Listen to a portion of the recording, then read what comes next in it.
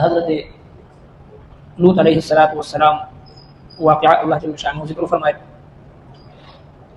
چې په یو سفر او په یو راتګ باندې فرشتو ملائکو حضرت ابراهیم علیه السلام ته زیری او خوشخبری بشارت ورو او هغه فرشتي رال قوم لوط باندې عذاب مسلط کو او د ملمه په تور چې کله د فرشتي حضرت لوط علیه السلام کور ترال د قوم دغه حد نه تجاوز کوونکی او بدمست خلق رالل او حضرت لوط علیه السلام د کور په دیوالونو راوړل او ورته وی چې د ملمانو مونږ ته حواله کړه. حضرت لوط علیه السلام ورته په جواب کې فرمایي چې تاسو د الله نه ویریږئ، د دې ملمنو په وړاندې ما مرسوا کوي او د الله نه یره کوي، زما به عزت مو کوي. هغه ورته په جواب کې وی چې تاسو پته ده چې مونږه ته منې کړی چې د ټولو خلکو مرسته او ذمہداري ته په خپل سر باندې ما خلا. نو په دې وخت حضرت لوط علیه السلام چې کوم خطاب دوی ته فرمایلی دی دا غي ذکر په دې آیت مبارکو کې الله تبارک وتعالى فرمایي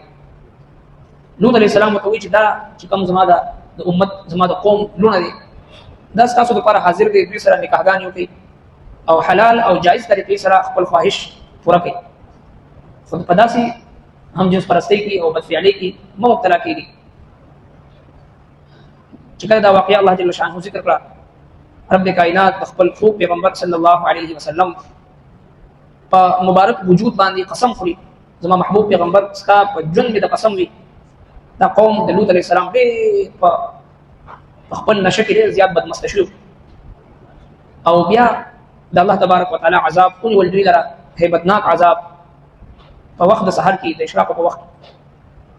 او دغه شانتي الله تبارک وتعالى فرمایي چې موږ د دوی لاندینی حصہ هغه برکو او برنی حصہ هغه لاندې کو د ازمک ور باندې وټکړه او دغه شانتي ور باندې کاني ورول شو. او دا نه خدای د خلکو لپاره چې کوم غور او فکر کوونکي خلک دي دا وي لپاره دا یو نه خدای او دا یو نه غلاره دا چې کوم ملک شام طرف ته تللی دي د مدینه منورې نه خلک وزي او په دې قوم لوط چې کوم کندرات دي هغه باندې تیریږي او سطح سمندر نه اوس هم چې هغه ډیر زیات خطر کوم علاقه باندې چې قوم لوط باندې او عذاب د الله راغلی او مفسرین کرام لیکلي چې تر نن تاریخ پورې هغه سمندر چې کوم کې دوی غرق کړی شو هغه کې یو زنده سر مخلوق چې هغه ژوندۍ نشي پاتې کېږي، دا عذاب پر اثر دی.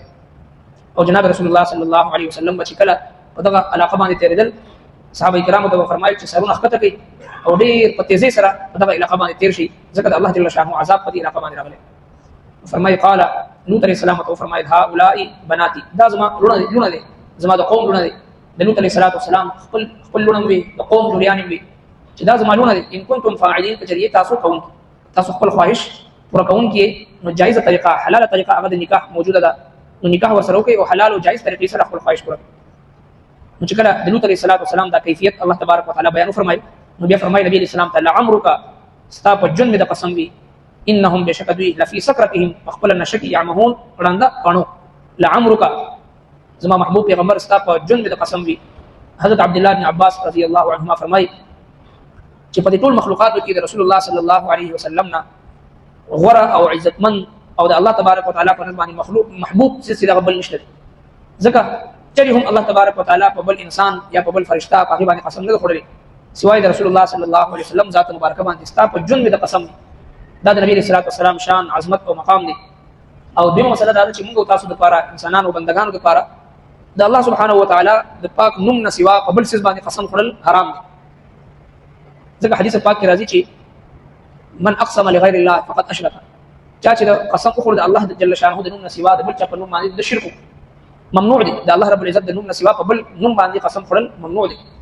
خدای الله جل شانه لپاره د قانون نشته دی رب کائنات خپل مخلوقاتو کې په کوم څه باندې دغه عظمت او اهمیت بیانولو لپاره چې هغه قسم خوري نو خوري نشي. نو نبی صلی الله علیه وسلم په ذات باندې قسم خوري لعمرک استا په ژوند د قسم وی انهم بشک دوی لفی سکرتهم خپل نشک یعمهون وړاندې کڼو فاخذتهم الصيحه پس ونی ول اغوی هیبتناک आवाज مشرقین په وخت د مرخطوط په وخت اشراق اول په چغه والی شو هغه سره د زړونو او چولیدل او دیم فجعلنا عاليها پس کله موږ د دې پاسانی برخه سافلها دې اخته ان برانی حساب اعلان کړی شو او لدینی حساب برکړی شو وامطرنا عليهم او مقور والبدوی باندې حجاره کانی من سجیل د کنکرونه د درې قسم عذاب ان فی ذلک لآیه بشک پدی کی نخلا للمتوسمین لپاره د غور او فکر کوونکو لپاره وانها لبسبیل مقیم وانها او بشک دا کلی دی لبسبیل نیغه لار لبسبیل لار باندې مقیم چې نیغه ده د مدینه منوره نه چوزي ملک شام ته ځي لار کې نیغه لار ده او دغه د مکی او د مدینه خلک په دې باندې تیرېدل را تیرېدل ان فی ذلک لآیه بشک پدی کی نخل للمؤمنین د مؤمنانو لپاره پدی کی عبرت دی چې الله تبارک وتعالى دغه یو قوم چې ډېر مضبوط قوت او طاقت ور قوم تقریبا سلور لکه دغه آبادی و خو چې کله هغه بدمست شو په حرام کاری کې مبتلا شو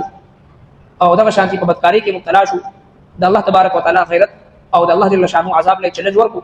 رب کائنات په یو آن واحد کې په یو حکم کن سره درې سلور قسم عذاب چې په دې باندې مسلط کړو او نسب نابود او دغه عذاب اثر سونه زرګونه کاله تیرې دول باوجود هم چې اوس هغه ابو کې او هغه ځمکه په خور باندې موجوده ده چې هغه سمندر کې زنده سري مخلوق ژوندۍ نشي پاتې کېږي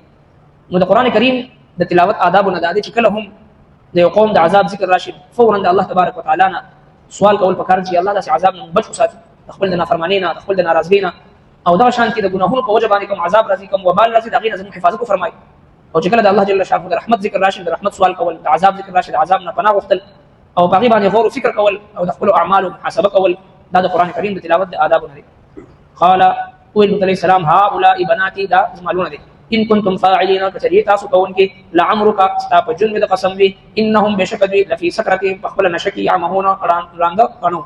فاخذتهم الصيحه فسوني والاول راهبتنا اواز مشرقين ووقت نور خطوبي فجعلنا عاليها بكل مغادري بس فساني برخه سافلها هذه اخكتا وامطرنا عليهم او مقور والبدريباني حجاره كان من سجيل كنكرنا ان في ذلك لآيات بشك فديك نخل للمتوسمين دغور في قوم قدپارا وانها لبسبيل مقيم او بشك تذكري فيوني غلارا فلي غلارا ان في ذلك لآية بشك فديك نخل للمؤمنين المؤمنان دپارا